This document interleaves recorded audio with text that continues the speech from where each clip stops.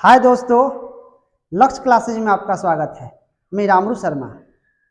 दोस्तों, जो भरा नहीं है भाव से, जो भरा नहीं है भाव से, जिसमें बहती रसधार नहीं, जो भरा नहीं है भाव से, जिसमें बहती रसधार नहीं, वो हृदय नहीं वह पत्थर है जिसमें स्वदेश का प्यार नहीं। दोस्तों, आइए हम लोग आज क्यूब एंड क्यूब रूट्स यानी घन और घनमूल निकालना सीखेंगे। आइए, क्यूब एंड क्यूब रूट्स यानी घन और घनमूल निकालना। ध्यान देंगे, 2 अंकों वाली किसी संख्या का घन करना, माने किसी संख्या का घन करना सीखेंगे। एग्जाम्पल के तौर पे लेंगे हम लोग 23 का। उसके पहले एक फार्मूला पर हम लोग विचार करेंगे। इसको हम लोग ट्रिक भी कह सकते हैं। जैसे देखिए mn है तो n को हम मान लेंगे a और m को मान लेंगे b। यहाँ फार्मूला हम लोग क्रिएशन कर लेंगे ट्रिक, बी क्यू फिर 3b² plus 3a² b plus a Q. और उसी पर हम एक एग्जाम्पल लेकर विचार करेंगे। 23 का क्यू निकालेंगे तो यहाँ हम क्या लिखेंगे, बी क्यू यानी है b मेरा 2 के लिखेंगे, फिर 3b² तो फिर 2a², फिर a है तो यहाँ लिख देंगे a, फिर 3 लिख देंगे, a² ये कितना है 3 और फिर क्या है b कितना है 2 और यहाँ a क्यू यानी 3 का क्यू। अब इसको हम लोग सॉल्यूशन करेंगे, इधर से सॉल्यूशन करेंगे हम लोग। तितरी का 9, 9 3 27 के क्या हो जाएगा 7, ये 3 का क्यू क्या होगा 27, 27 के साथ हार्सिन मेरा कितना हो जाएगा 2। अब भाई तितरी का 9 9 3 27, 27 दूना 54 और 54 2 56 के 6, हार्सिन कितना हो जाएगा 5 हो जाएगा। फिर इसमें अब 2 दूनी के 4, चरती आई 12 और बढ़ती आई 36, और जो हार्सिन 5 है 36 5 41 के 1, हार्सिन कितना हो जाएगा अब 4। अब 2 का क्यू कितना होगा 8 होगा, 8 और 4 12 यानी 12 167, यानी 23 का हम लोग क्यू करेंगे तो क्या होगा 12 167। इसी प्रकार हम आप लोग 3 क्वेश्चन दे रहे हैं। 98 का क्यू निकालेंगे, फिर 95 का क्यू निकालेंगे और 79 का क्यू निकालेंगे और कमेंट बॉक्स में इसका उत्तर देंगे। अगला हम सीखेंगे घनमूल ज्ञात करना।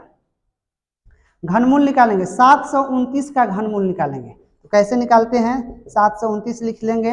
अब देखेंगे 9 2 11 7 18, 3 से कट जाएगा तो क्या हो जाएगा 3 दूना 6, यहाँ 1 3 चौका 12, फिर तितरी का 9, फिर 3 से कट जाएगा 3 8 24, 3 एकम 3, फिर 3 से कट जाएगा 27, 3 81 होता है, फिर 3 से कट जाएगा 9 3 27, फिर 3 से कट जाएगा तितरी का 9।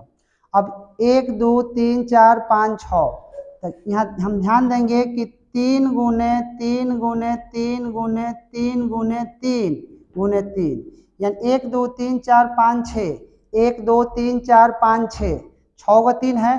तो इसमें क्या होता है घनमूल में कि 3 गो का एगो लिखते हैं, फिर 3 गो का एगो, तो क्या होगा 3 गुने 3 यानी 9। यहाँ हम देखेंगे कि 729 का घनमूल क्या होगा 9 होगा, जो मेरा आंसर होगा। अब दोस्तों हम आपको 4 क्वेश्चन दे रहे हैं।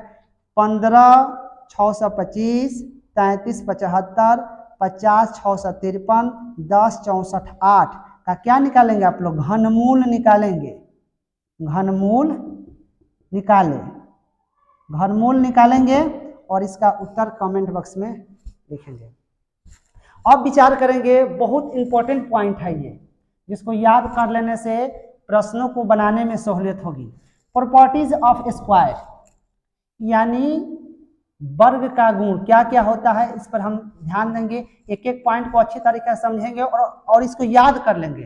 पहला पॉइंट 2 3 7 8 एवं सिंगल जीरो जिसके इकाई स्थान पर होगा वह कभी भी पूर्ण वर्ग नहीं हो सकता है। 2 होगा 3 होगा 7 होगा 8 होगा एवं सिंगल जीरो अगर इकाई के स्थान पर होगा तो कभी भी पूर्ण वर्ग नहीं हो सकता। दूसरा पॉइंट देखेंगे, पूर्ण वर्ग संख्याओं को अभाज्य गुणनखंड में तोड़ने पर सभी गुणनखंड पेयर के रूप में होता है, माने जोड़ा के रूप में होता है। तीसरा पॉइंट ध्यान देंगे, किसी संख्या के स्क्वायर में अंकों की संख्या 2 गुना या 2 गुना से 1 कम होता है।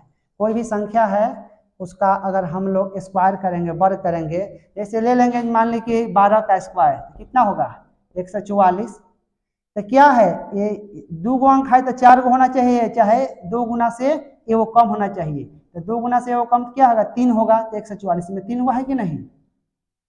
इसी प्रकार कोई भी हम संख्या लेंगे उसका स्क्वायर करेंगे तो दोगुना होगा, नहीं तो 2 गुना से एगो कम होगा। 4 नंबर पॉइंट पर विचार करेंगे, किसी संख्या के वर्गमूल में अंकों की संख्या आधी होती है लेकिन पूर्ण संख्या के रूप में। किसी भी संख्या का हम वर्गमूल निकालते हैं और वर्गमूल निकालेंगे तो क्या होगा, आधा होगा और नहीं तो पूर्ण संख्या के रूप में होगा। आइए देखते हैं कि एग्जाम्पल, 23 अंकों वाली संख्या के वर्गमूल में कितने अंक हो सकते हैं। 23 अंकों वाली संख्या होगी, उसका हम लोग वर्गमूल निकालेंगे तो उसका कितना अंक होगा, जितना रहा 23 है तो यहाँ 23 लिख देंगे, 23/2 काटेंगे तो क्या होगा 11.5। लेकिन इसमें हम लिखवाए हैं किसी संख्या के वर्गमूल में अंकों की संख्या आधी होती है लेकिन पूर्ण संख्या के रूप में, तो 23 का आधा कितना होगा 11.5, तो 11.5 नहीं, पूर्ण संख्या के रूप में 12, 11.5 को क्या समझेंगे 12, ये मेरा हो जाएगा आंसर। धन्यवाद दोस्तों, इसी प्रकार हमारे चैनल में बने रहिए, धन्यवाद।